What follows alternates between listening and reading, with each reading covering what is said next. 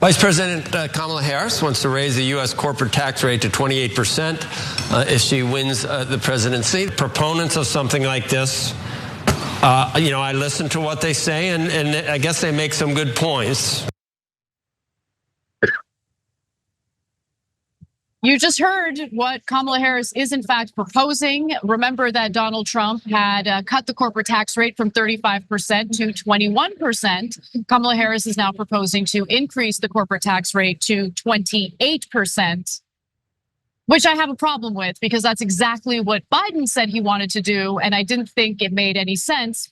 When you campaign on reversing the Trump era tax cuts for corporations and the rich, then you should reverse the Trump era tax cuts on corporations and the rich, meaning you should propose increasing the tax rate to 35%, not 28%. But I'm curious, Cenk, what you think about this and whether or not you think Kamala Harris, should she get elected, would even fight for 28%.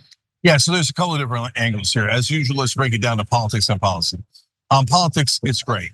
So she's fighting for higher tax rates for big business. Americans generally hate big business. Except everyone on television, we're all part of big business, right? So yeah, you might get a couple of people even on MSNBC for clamped over this, but overall it plays really well to voters because remember, if they don't pay the taxes, you have to pay the taxes. So I'm going to get back into that in a little bit, okay? So the politics are excellent, but in terms of the policy, Anna's totally right.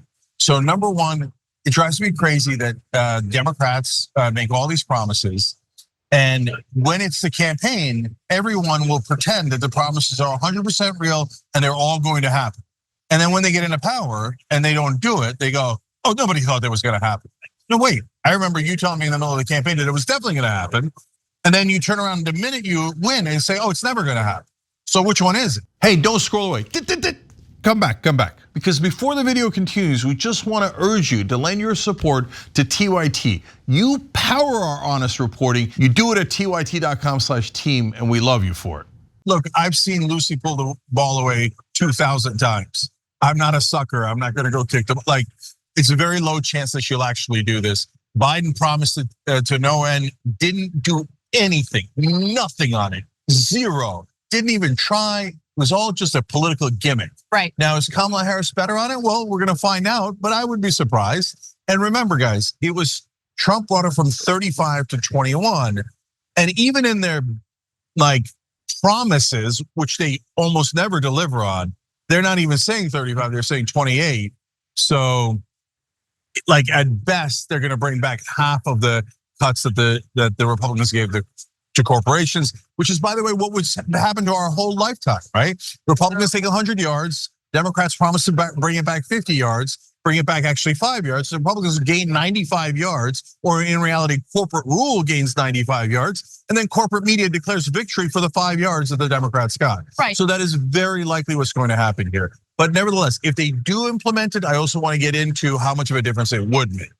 So listen, I also want to just be clear on why we are so cynical about because we're correct and we believe in facts. Because we have recent history to inform what we can predict about what the corporate Democrats are going to do. And let's just keep it. Kamala Harris is a corporate Democrat, and she is funded by a lot of billionaire donors. We've been talking about it on the show. Those donors are not giving her money to the tune of hundreds of millions of dollars. To the tune of billions. Good health, for their own health. Like, they're doing it for a favor in return.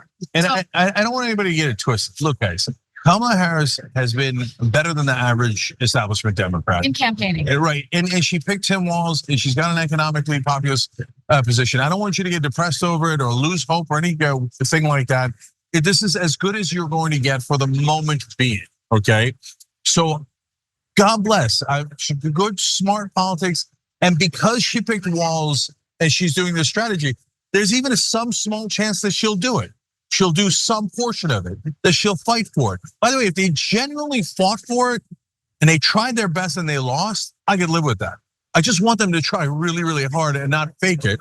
So I don't want you to get depressed over it, but at the same time, I don't want you to have false hope that she's going to come in and be some savior who does everything she promised. when that is not the track record of the Democratic Party. And obviously the Republican Party is way worse. They're saying no. In fact, Trump literally is saying, I'm gonna cut it from 21 to 15. And the Republicans are good at getting those through. Trump got the last giant tax cut for corporations through. So the Republicans will march us all the way backwards. But don't get too high on, oh my God, they're gonna actually do these things that they're promising in the campaign. They almost never do. Thanks for watching The Young Turks, really appreciate it. Another way to show support is through YouTube memberships. You'll get to interact with us more. There's live chat emojis, badges.